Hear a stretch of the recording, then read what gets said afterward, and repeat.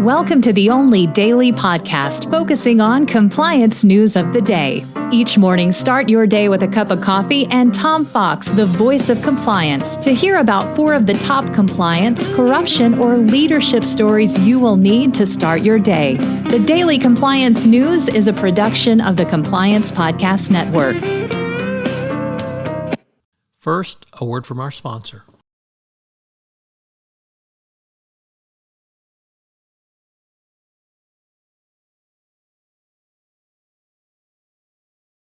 The Daily Compliance News for October 17, 2022, the More Corruption in Soccer edition. As we reported, or rather as ESPN reports, Brazilian forward Neymar will stand trial next week on fraud and corruption charges over his transfer to Barcelona from Santos in 2013. The complaint, Brazilian investment firm DIS, said it was demanding a 5-year jail term. Along with Neymar, the defendants in the trial being brought by Spanish prosecutors include his parents and 2 clubs, former Barca president and Santos president. The case stems from a complaint, the company that owned 40% of the rights to Neymar, saying it was cut out of its share. Imagine that. Next up, from the New York Times, major right-wing donor Peter Thiel is said to pursue a Maltese citizenship. I guess he doesn't want to be an American.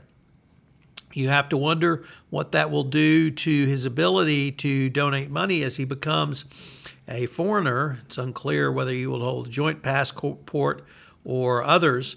He, of course, has long expressed dissatisfaction with America's design, America's decline, and supported President Trump.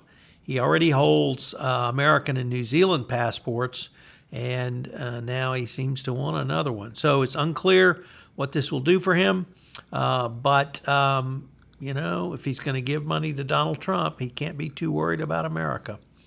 Next up, from Reuters, Security and Exchange Commission head or Chairman Gary Gensler says that the CFTC should have more power to police cryptocurrency stablecoins to reduce risk from the financial system. Stablecoins are usually pegged to the dollar and primarily used to facilitate trading in other digital assets.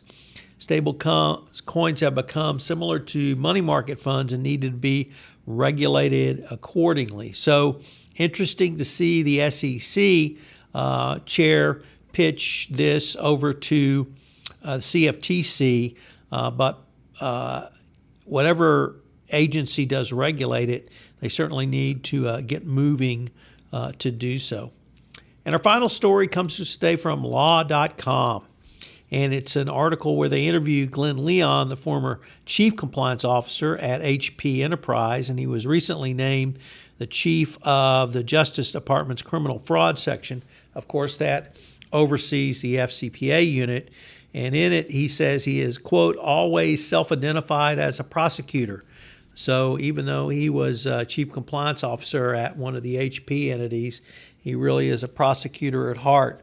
It's going to be interesting to see what role, if any, his background will play in whether the DOJ ramps up its FCA prosecutions or not. The Daily Compliance News is a production of the Compliance Podcast Network and a proud member of C-Suite Radio. Thanks so much for listening. I hope you'll join me again tomorrow.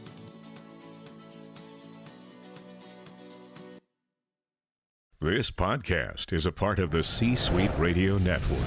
For more top business podcasts, visit c-suiteradio.com.